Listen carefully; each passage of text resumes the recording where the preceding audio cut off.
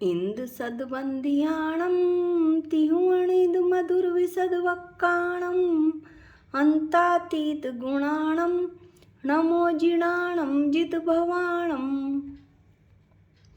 हम सभी पंच अस्तिकाय संग्रह का अध्ययन कर रहे हैं और इसमें हम जीव अस्तिकाय का वर्णन कर रहे हैं। जीव अस्तिकाय के जो गाथा 27 में हमने 9 विशेषण पढ़े थे, उसमें एक उपयोग विशेषण भी था। अब जो गाथाएं पढ़ी जा रही हैं उसमें उसी उपयोग विशेषण का वर्णन किया जा रहा है। पिछली 41 गाथा में हमने ज्ञानोपयोग का वर्णन किया था आचार्य ने, और अब 42वीं गाथा में दर्शनोपयोग का स्वाध्याय हम करेंगे। गाथा 42 का पाठ करते हैं। दंसण मवि चक्षुजुदम आचक्षुजुदमवि य ओहिणा संयम अणिधण मणम तविषयम केवलियम चाविपर्णतम। दंसण मवि दर्शन भी, चक्षुजुदम चक्षु दर्शन, आचक्षु जुदमविय और आचक्षु दर्शन, ओहिणा संयम अवधि दर्शन सहित, चावी और अणि धन मणम तविषयम अनंत जिसका विषय है, ऐसा अविनाशी केवलियम केवल दर्शन, प्रणतम ऐसा चार भेदों वाला कहा है।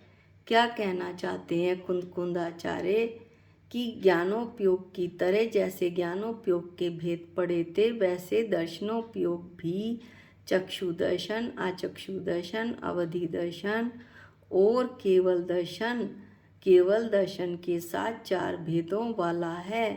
केवल दर्शन का विषय अनंत है और एक बार जब पर्याय में अनंत भगवान के प्रकट हो गया तो इसका कभी नाश नहीं होगा, ये अविनाशी है।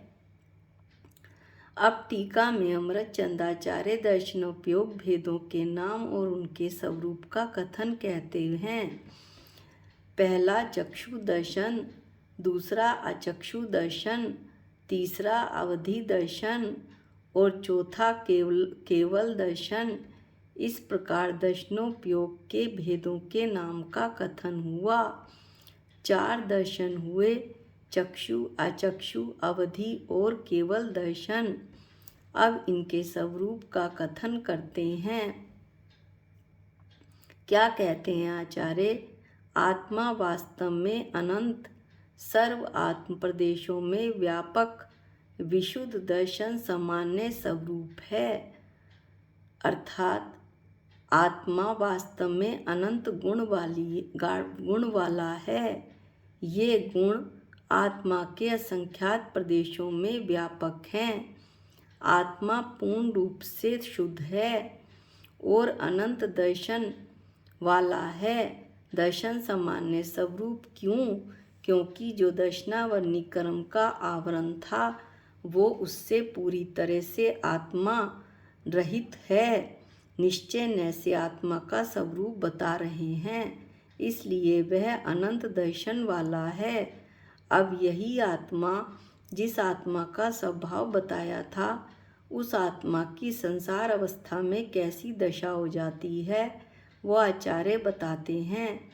वह आत्मा वास्तव में अनादि दर्शनावरण कर्म से आच्छादित प्रदेशों वाला वर्तता हुआ, अर्थात ये जो आत्मा है ये वास्तव में अनादि काल से जो इसके दर्शनावरण मोहनीय अंतराय आदि कर्मों से लगे हुए हैं, इसके साथ 8 कर्म और उनके उत्तर भेद 148 ऐसे कर्मों के साथ अनादिकाल से मेरी आत्मा बंधी हुई है।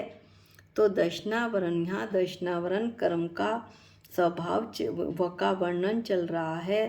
तो दशनावरण कर्म से जिस आत्मा के प्रदेश ढक गए हैं और ऐसे ढके हुए प्रदेशों के साथ वो वर्तता है, परिणमित होता है। नंबर 1, उस प्रकार के अर्थात चक्षु दर्शन के आवरण के छायोपशम से, उस प्रकार के अर्थात चक्षु दर्शनावरण के छायोपशम से जैसे सूरज बादलों में ढक जाता है, थोड़े से बादल हटे, सूरज की एक किरण आई, इसी तरह चक्षु दर्शनावरण का छायोपशम होते ही क्या होता है, चक्षु इंद्रिय के अवलंबन से यानी नेत्र इंद्रिय का आश्रय लेकर चक्षु दर्शन क्या देखता है, मूर्त द्रव्य को, रूपी द्रव्य को कैसे देखता है, विकल रूप से, एक देश रूप से किस प्रकार देखता है, समानतः अवबोधन करता है, समानतः प्रतिभास करता है, सामान्य रूप से मात्र देखता है, केवल झलकन सी आती है, वह चक्षु दर्शन है। अर्थात चक्षु दर्शनावरण के छायोपशम से जो चक्षु दर्शन प्रकट होता है वो चक्षु इंद्रिय यानी नेत्रों के अवलंबन से का सहारा लेकर रूपी द्रव्यों को एक देश जानता है। एक देश में भी सामान्य झलकन मात्र होती है। अगला जो दर्शन है वो है उस प्रकार के आवरण के छायोपशम से अर्थात चक्षु के अतिरिक्त शेष 4 इंद्रियां और मन के अवलंबन से मूर्त अमूर्त द्रव्यों को विकल रूप से समानतः अवबोधन जो करता है वह आचक्षु दर्शन है।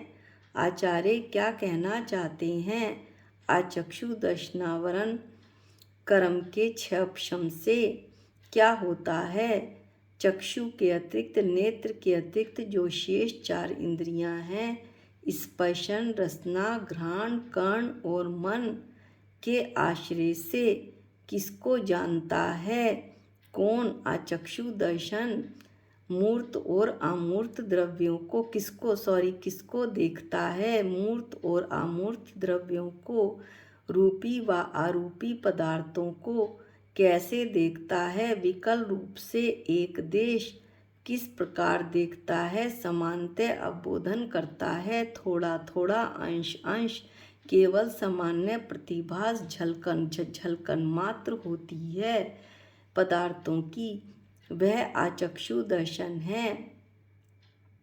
तीसरा अवधि दर्शन पढ़ते हैं।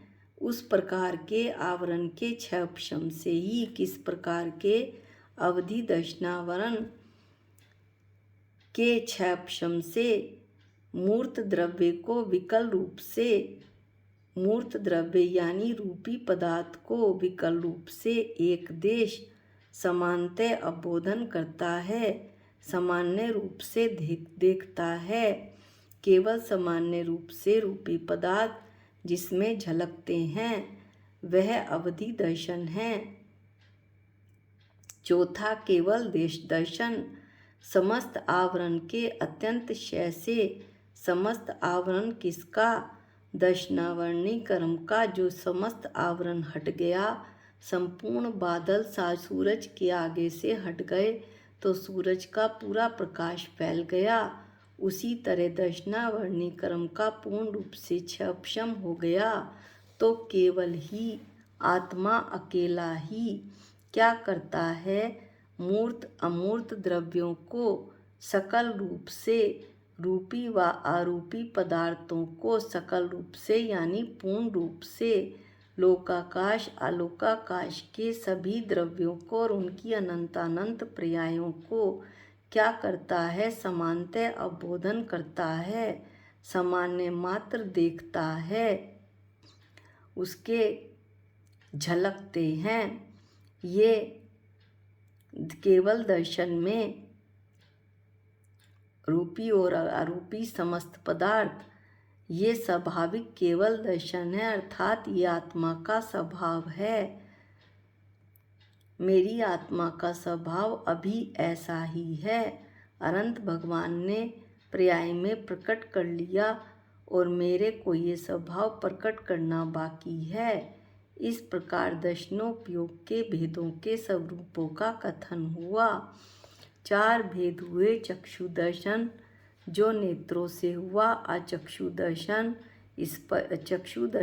नेत्रों को छोड़कर बाकी 4 इंद्रियां और मन, स्पर्शन, रसना, घ्राण, कर्ण और मन से दर्शन हुआ।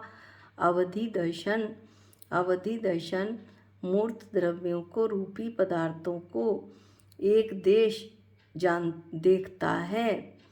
एक देश सामान्य रूप से देखता है, झलकन मात्र होती है। और केवल दर्शन लोकाकाश अलोकाकाश के केवल दर्शन में आत्मा लोकाकाश व अलोकाकाश के समस्त द्रव्य और उनकी अनंतानंत पर्यायों को सामान्य रूप से मात्र देखता है, झलकन मात्र होती है। यह स्वाभाविक केवल दर्शन है। ये मेरा स्वभाव है, मेरी आत्मा का स्वभाव है। इस प्रकार दर्शनोपयोग के भेदों के स्वरूपों का कथन हुआ।